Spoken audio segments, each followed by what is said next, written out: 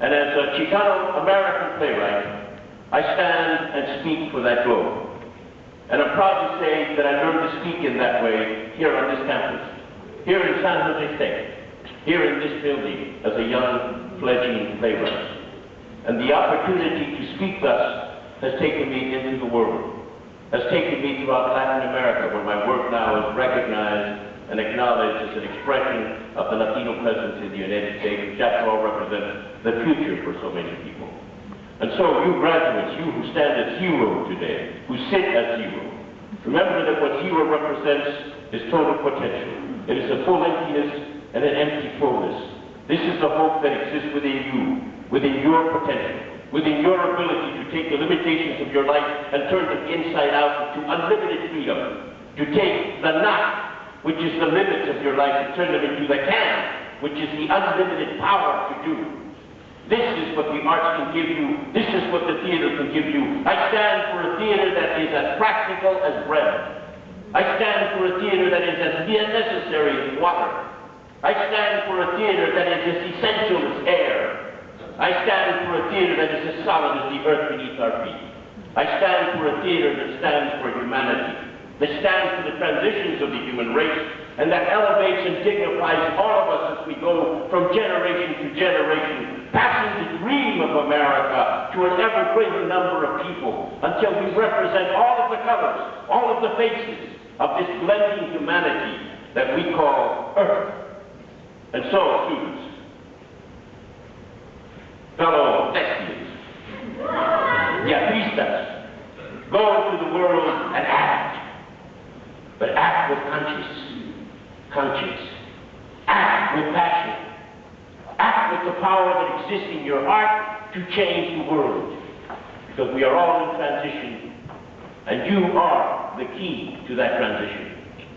The future squirts, but the future is also invented. The future slides, but the future is also imagined. ¿A quién le pertenece el futuro? To whom does the future belong? To whom does the future belong? ¿A quién le pertenece el futuro? The future belongs to those that can imagine it. Thank you.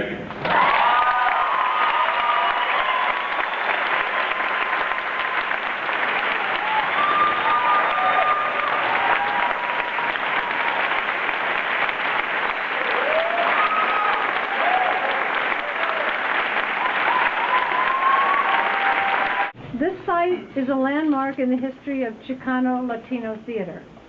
In this theater, San Jose State student Luis Valdez, world-famous playwright and father of Chicano theater in the United States, directed his first full-length play, The Shrunken Head of Poncho, performed on January 14 to 15, 1965. It was performed again in the same space on February 4th for the Northwest Drama Conference. At this event, both William Saroyan and John Howard Lawson, two legendary American playwrights who were part of the group theater in New York in the 1930s and also worked in Hollywood as studio screenwriters, were in attendance. The Shrunken Head of Poncho Villa in 1965 was the first time Luis directed his own work. His earlier one-act play, The Theft, was staged here in spring 1962. His faculty advisor, Dr. Harold Crane, convinced Valdez that the only way his plays would ever be staged was if he accepted his role as playwright-director. That advice led Luis Valdez to set up his own theater company in his own way by joining Cesar Chavez and organizing El Teatro Campesino on the picket lines of the Delano grape strike.